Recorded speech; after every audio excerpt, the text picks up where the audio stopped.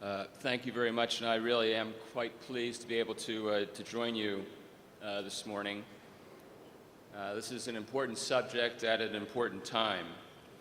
First, let me say that the United States recognizes its responsibility to play a leading role in the effort to contain global warming.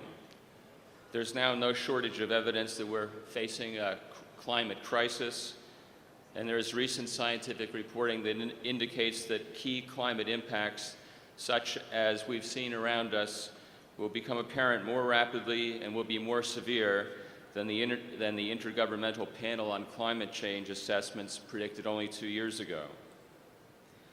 The United States is committed to reaching a strong post-2012 international climate change agreement at the December meeting in Copenhagen.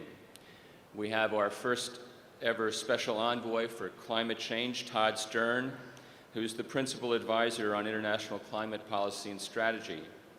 Stern was named by Secretary Clinton personally as a special envoy and speaks for the United States as a State Department official. Special Envoy Stern will participate in all energy-related discussions that may have an impact on carbon emissions, and he is working to forge alliances with other nations already. We also have a new Deputy Special Envoy, Jonathan Pershing, who will be the United States Senior Climate Negotiator and Head of Delegation for UN climate change meetings. Special Envoy Stern believes that one of the key defects of the Kyoto Protocol is that with only a 5-year time horizon, it is disconnected from a broader vision for solving the problem. A new international agreement should be based on both the ambitious actions that will be embodied in U.S. domestic law and on the premise that the agreement will reflect the important national actions of all major economies to contain their respective emissions. This agreement should encourage the most cost-effective reductions, including reductions from better use and management of forests, consistent with the dictates of environmental integrity.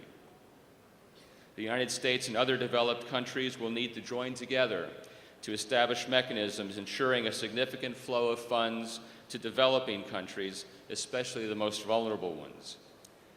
Such funds will assist them both with adaptation to the harmful effects of climate change, some of which are already locked into the system, and with mitigation efforts designed to set their economies on a low-carbon course. Financing and technology will also need to be part of the package for the major emerging economies, with flows linked to real actions that reduce emissions.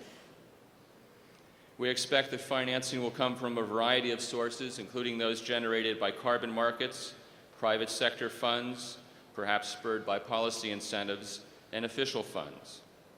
Official funds themselves can come in a variety of forms. The Climate Investment Fund at the World Bank, for example, is a way to target a number of funding gaps in advance of a post-2012 agreement. The administration supports this World Bank funding mechanism and will propose more funding for it in fiscal year 2010. But official resources, as we've long known, cannot do the job by themselves. The day is probably near when carbon will need to have a worldwide price to better reflect global realities.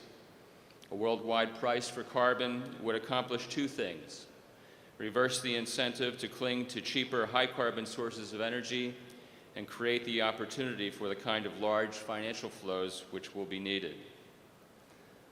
The United States recognizes that developing countries, including emerging markets like China and India, have legitimate development needs and cannot be asked to forfeit the aspirations of their people to a better life and a higher standard of living.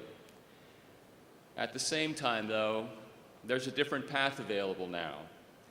The industrializing countries need to take that path for their own good, the good of their children, and the good of the entire global community. They do not need to follow the fossil fuel path that industrialized countries took at a time when no one knew anything about global warming. Now we do know, and now there are alternative forms of energy available and more under development. To promote agreement under the Framework Convention, as well as to make rapid progress on actions to cut emissions, We need to invigorate a small group process in which the leaders of the world's major economies like China, India, Brazil, South Africa, and the Group of Eight come together in a dialogue on energy and climate.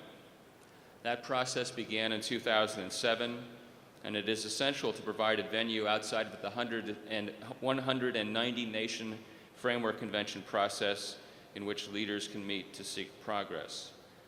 But now we have to fill that process with content.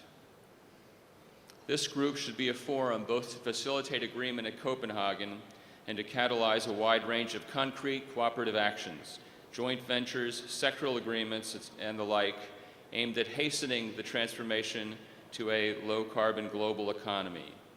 And I hope that this session here today is a step forward in the dialogue that helps to strengthen the foundation of an international agreement. Thank you.